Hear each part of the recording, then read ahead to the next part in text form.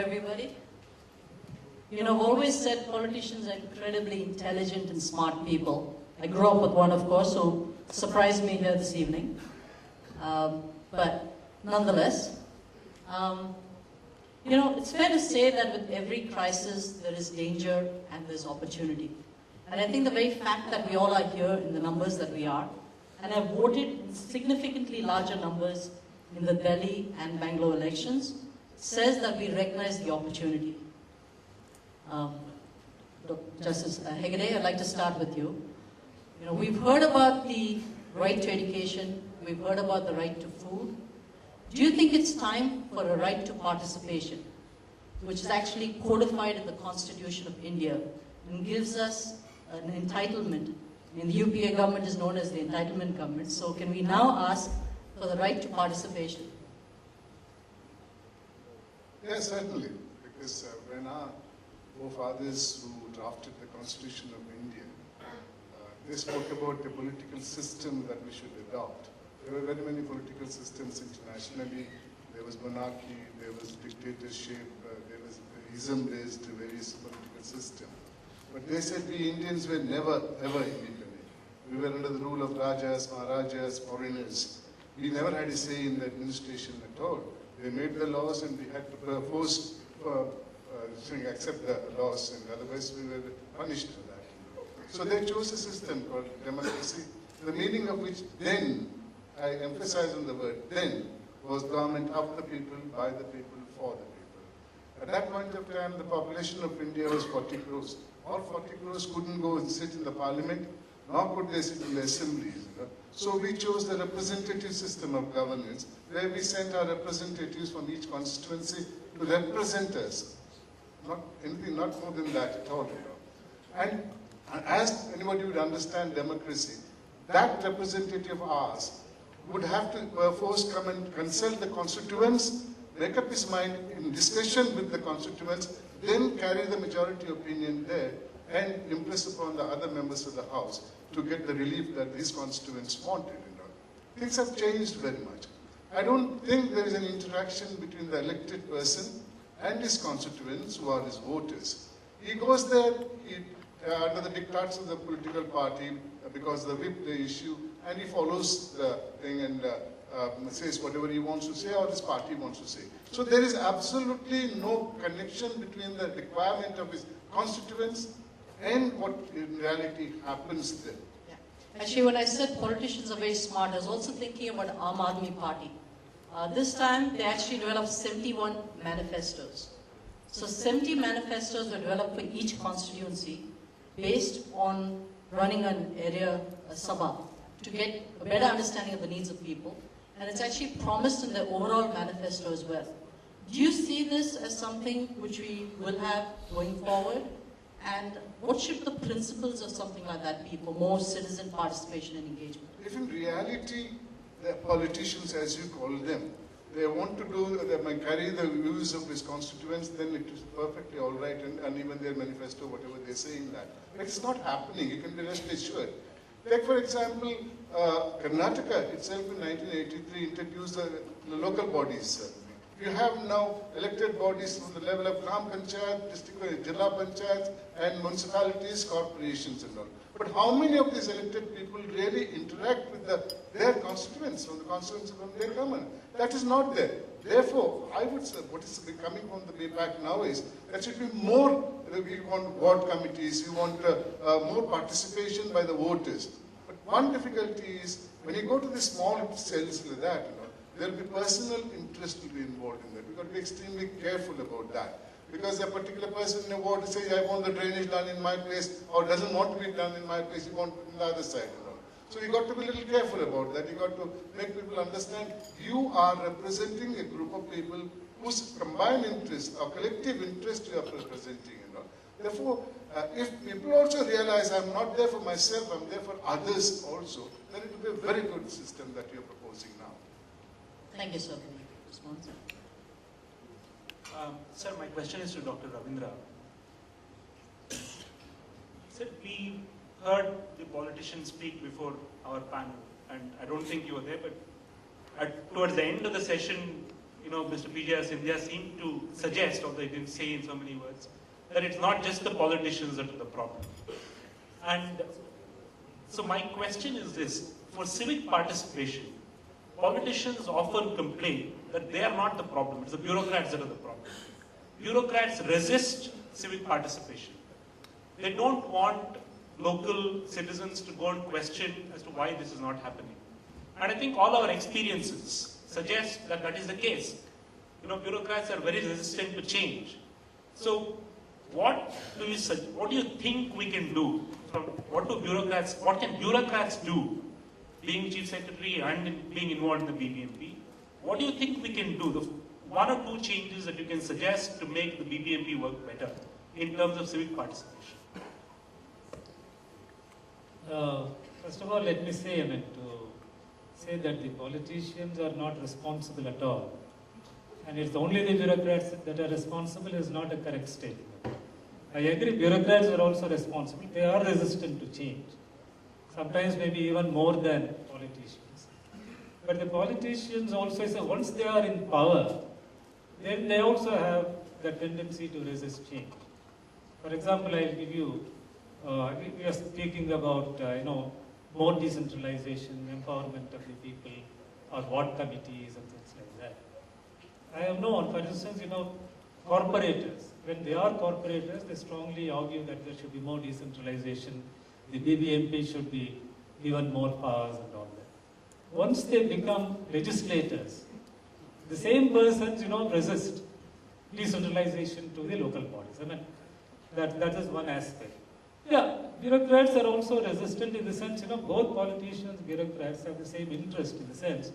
See, power will be taken away from them in the sense, nobody wants to part with power. That is the basic, fact about any resistance to decentralization. But nevertheless, given the fact that, so many civic services are so poor and things are not happening, there is a protest from the people's side, and that is how, we talk about, empowering ward committees or, areas above, neighborhood committees. We had also recommended, for instance, in the Kasturirangan Committee report, which gave a blueprint sort of a thing for reforms in urban governance in Bangalore, of which, one was pertained to metropolitan planning, there's a need for a centralized planning authority. But more importantly, in the BBMP itself, we had suggested certain very fundamental changes, which means in the first place, there are two aspects to it. One pertains to the leadership of the city, and the other pertains to decentralization for day-to-day services right up to the grassroots. See, in India, no city has a leader. There's no city leadership as such, as we have a mayor of London, New York, or whatever it is. Even some of the Asian cities, but they also have such.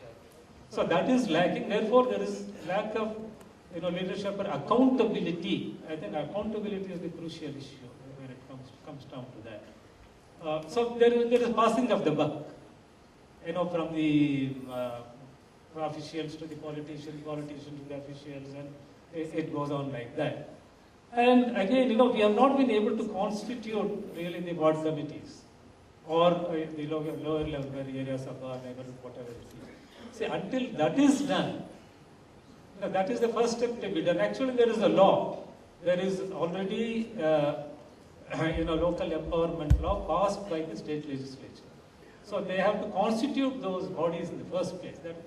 I think there should be now maybe a consensus, or at least from the people's side.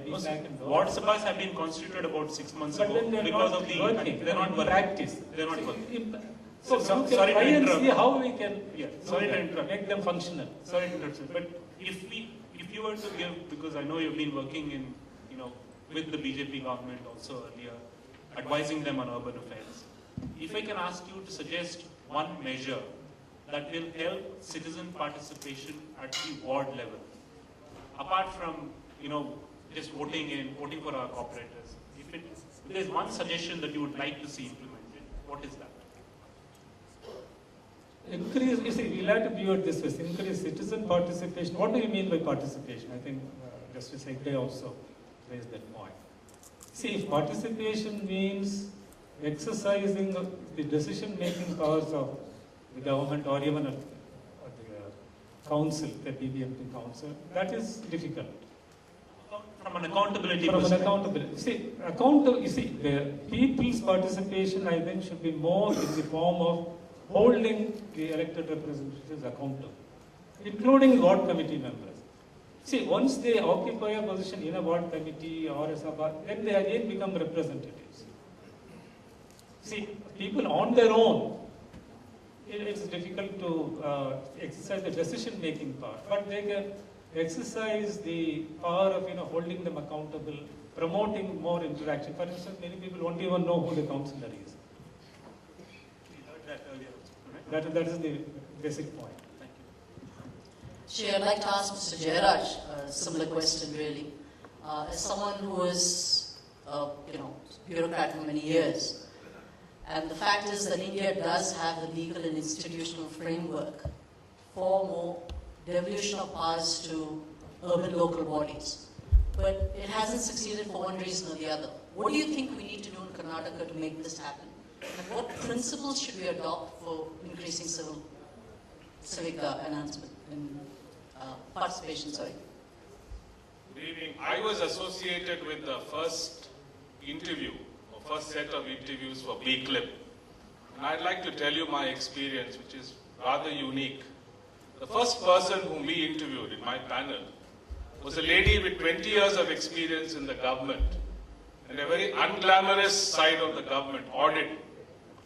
And she said that she was very keen to get into civic leadership and join B-Clip because she felt that after 20 years in the government, it's now time for her to contribute directly and give to the system all her learnings. So when we look at the kind of leaders we require today for Bangalore, at a really practical level, we need those with clarity, we need those with competence, capacity, and most important, integrity. And that really is what B-Clip is trying to do through this several tracks of training, practical exposure, and so on. I also want to, join this discussion with what you asked, Harish. And I wanted to tell you that today, just as RK mentioned about new age parties, there must also be a new age dialogue. And this kind of bureaucratic bashing, political bashing, is now passé. Because whether it's a bureaucrat or a politician, all realize that they do not have the luxury of non-performance or excuses.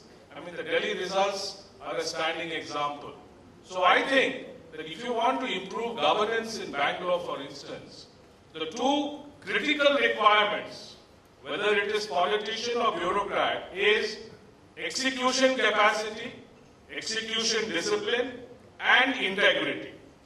If you merge the two, then you will have a level of governance that we deserve and which will improve the situation in Bangalore. And to add to all that are the recommendations of the Kasturi Rangan report that Dr. Ravindra mentioned about giving a regular term to the mayor, about a metropolitan planning committee, about augmenting the resources of the local body. Those are all doables. And I agree with my friend Prithvi when he said, governance is not a rocket science. You don't need to be really experienced for many years to improve governance.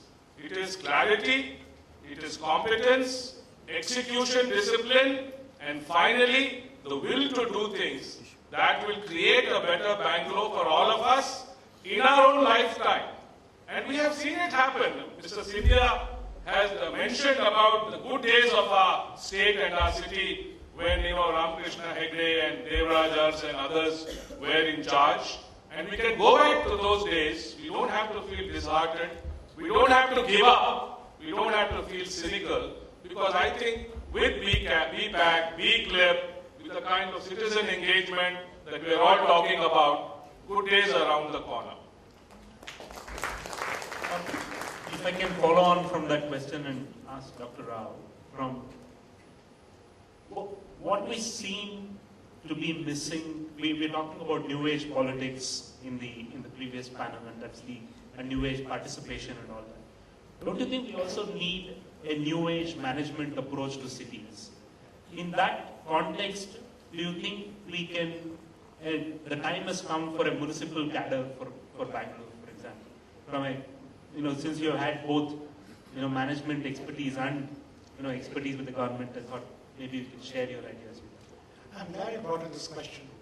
We have talked about participation, and the word participation seems to be a buzzword, without really understanding what participation and who by and how.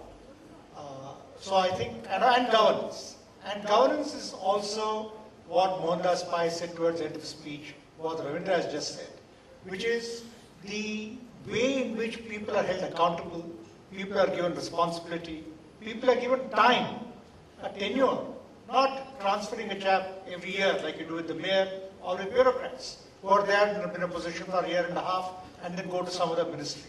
You need tenure, you need a term, you need job descriptions, you need accountability, and may I say, you need along with that a Lokayukta who's got the power.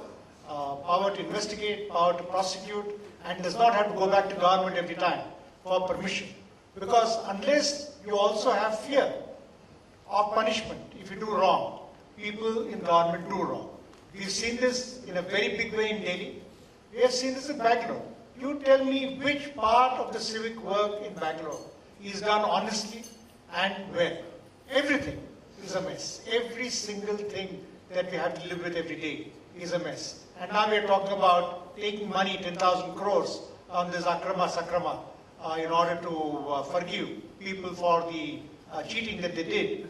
Now, I think this is not good governance. This is really making money in a very quick way. So, I think when we talk about management, we are talking about accountability, we are talking about job descriptions, we are talking about responsibility, we are talking about penalties for non-performance, we are talking about incentives for good performance.